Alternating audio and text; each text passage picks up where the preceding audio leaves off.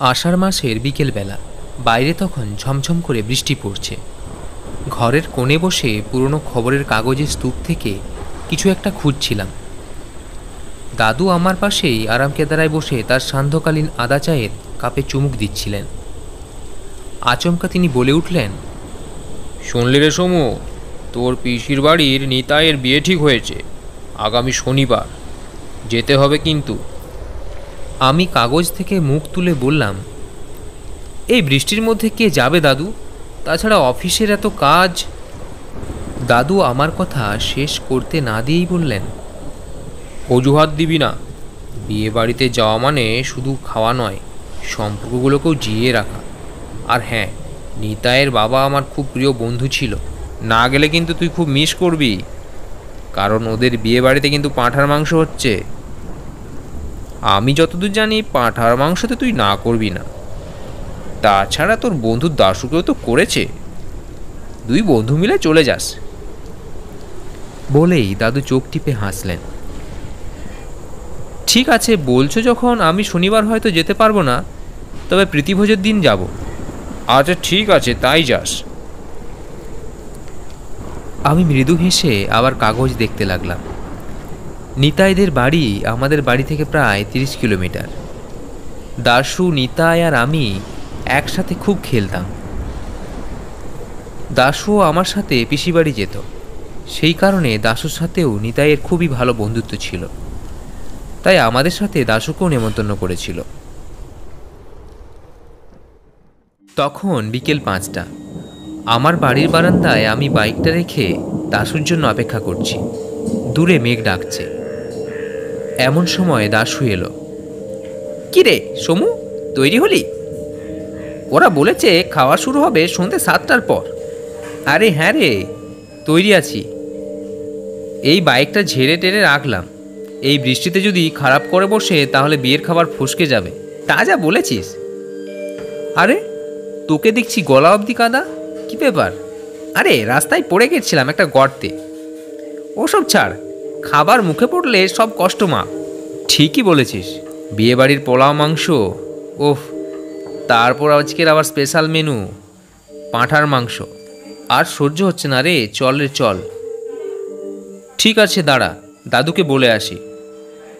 ও দাদু, আমরা আসছি গো, তুমি সাবধানে থেকো। হ্যাঁ শোন, সাবধানে গাড়ি চালাস, আর ফেরার পথে রাত হলে সাবধানে ফিরবি। রাতের রাস্তা চেনা হলেও অনেক সময় অচেনা হয়ে যায়। দাদুর কথায় কেমন যেন একটা রহস্যময় সুর ছিল, যা আমি তখন ধরতে পারিনি। শুধু মাথা নেড়ে সায় দিলাম। তারপর মেঘের গর্জন পেছনে রেখে আমরা এগিয়ে চললাম সেই বিয়েবাড়ির দিকে, যেখানে রাতের শেষে আরেক গল্প অপেক্ষা করছে। আমরা কিছু দূর যাওয়ার পর হঠাৎ একটা বিড়াল রাস্তা কাটলো। এমন সময় দাশু বলল, বিড়ালটা রাস্তা কাটার সময় পেল না রে সমু, একটু দাঁড়িয়ে গেলে হয় না? না রে, এখনো দাঁড়াবো না, পৌঁছতে দেরি হয়ে যাবে। তাছাড়া ওসব কিছু নয়, ওগুলো শুধুমাত্র কুসংস্কার। বিয়ে বাড়িতে পৌঁছে দেখি এলাহি কাণ্ড। ঝলমলে আলোর রোশনায় লোকজনের ভিড় আর কোলাহল। প্যান্ডেলের এক কোণে সানাই বাজছে, অন্য কোণে লোকের হাসির ফোয়ারা ছুটছে। দাদুর পরিচিত হওয়ার সুবাদে আমাদের কদরটা ছিল একটু বেশি।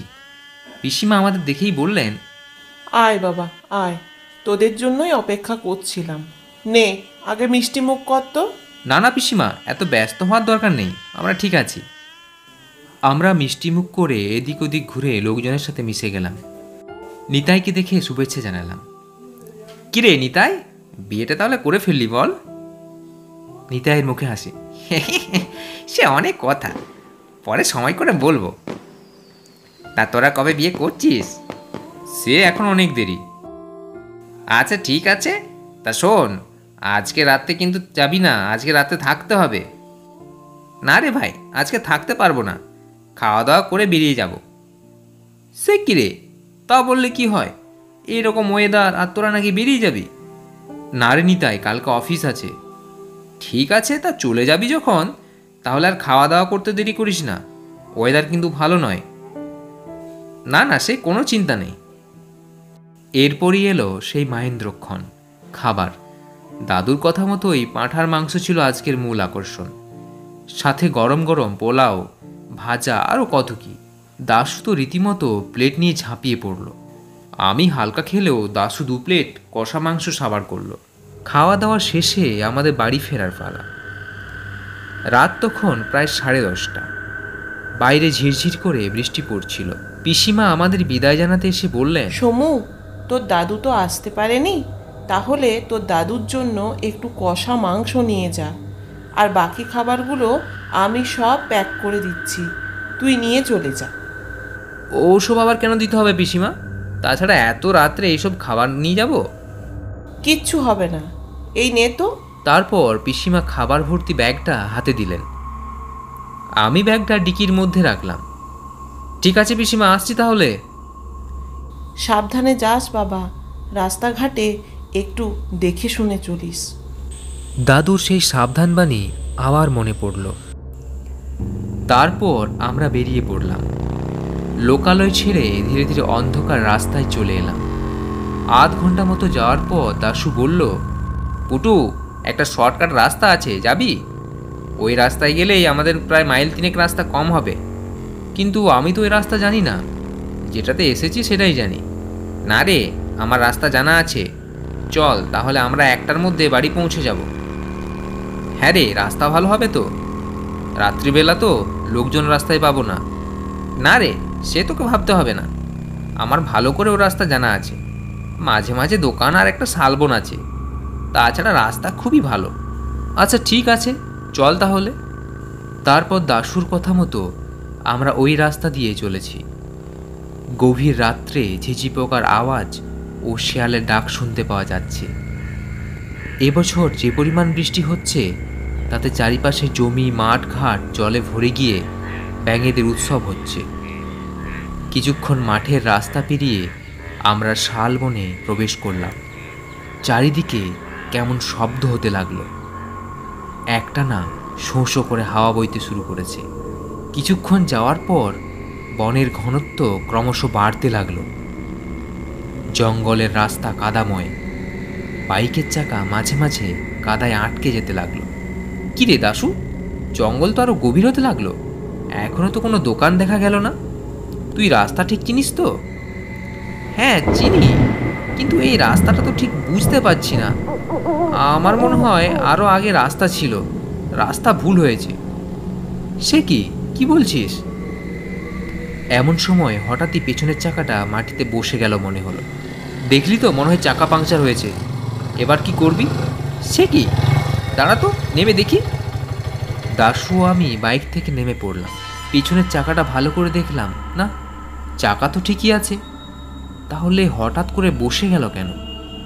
একেই ঘন জঙ্গল, চারিদিকে ঘুটঘুটে অন্ধকার, বেশ গা ছমছম করতে লাগলো। কই রে, চাকা তো ঠিকই আছে। হ্যাঁ তাই তো দেখছি।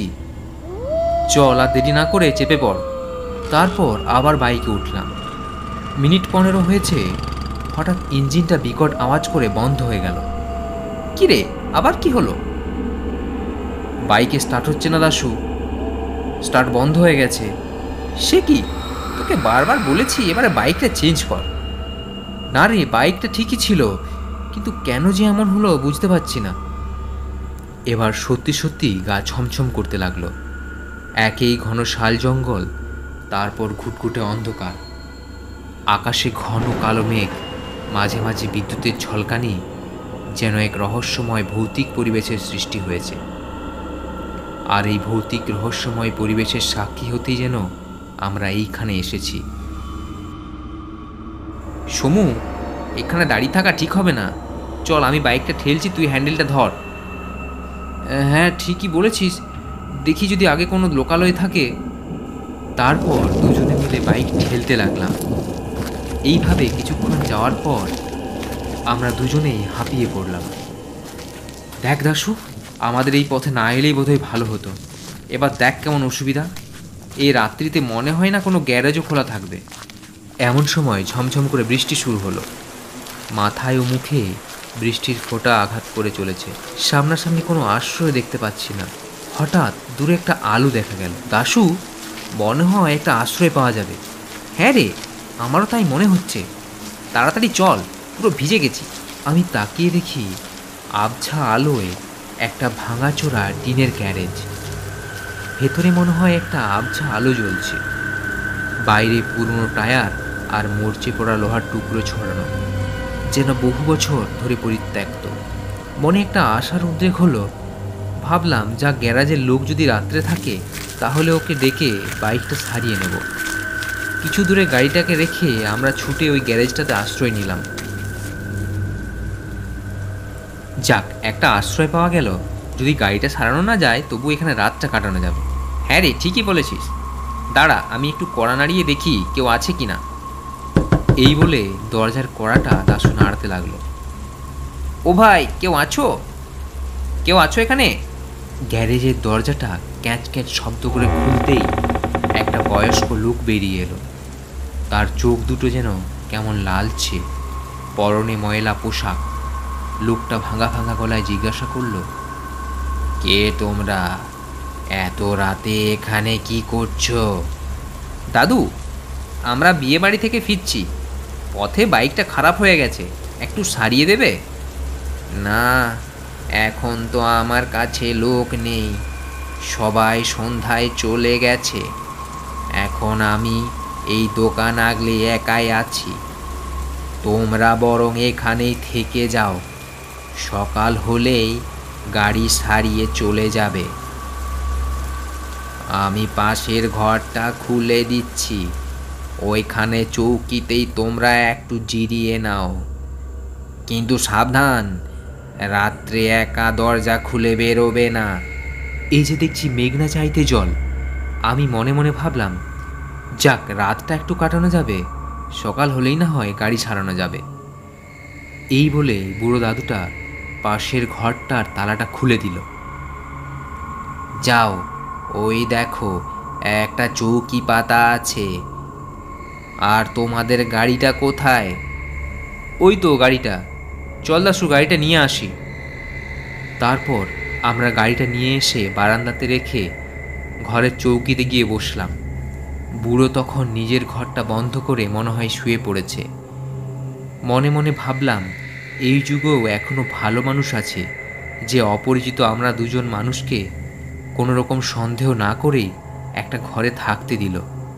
কিছুক্ষণ পর বুড়ো একটা টিমটিমে লণ্ঠন হাতে করে নিয়ে এসে আমাদের ঘরের সামনে রেখে দিল। এই নাও লণ্ঠনটা, কপাট বন্ধ করে শুয়ে পড়ো। বাইরে কোনো আওয়াজ পেলে কিন্তু উঠবে না, হয়তো বিপদে পড়তে পারো। এই বলে বুড়োটা নিজের রুমের কপাটটা ধড়াস করে বন্ধ করে দিল। আমি দাশুকে জিজ্ঞাসা করলাম, দাশু, লোকটা কিসের বিপদের কথা বললো বলতো? ওই চোর ডাকাত বদমাশ লোকের অভাব নেই তো, ওই হবে আর কি।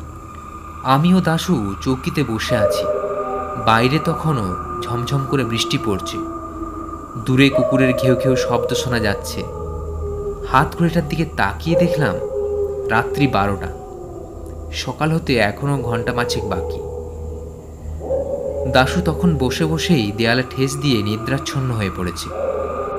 আমিও কখন বসে বসে ঘুমিয়ে পড়েছি খেয়াল নেই। ঘুমটা ভাঙল একটা বিকট চিৎকার। তাকিয়ে দেখলাম লণ্ঠনটা টিমটিম করে জ্বলছে। ঘরের মধ্যে আমি একাই, দাশুকে কোথাও দেখতে পেলাম না।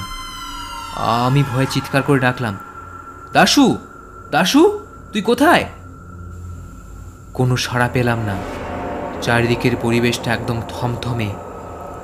বাইরে কতকগুলো শেয়াল ডাকছে, মাঝে মাঝে পেঁচার ডাক শোনা যাচ্ছে।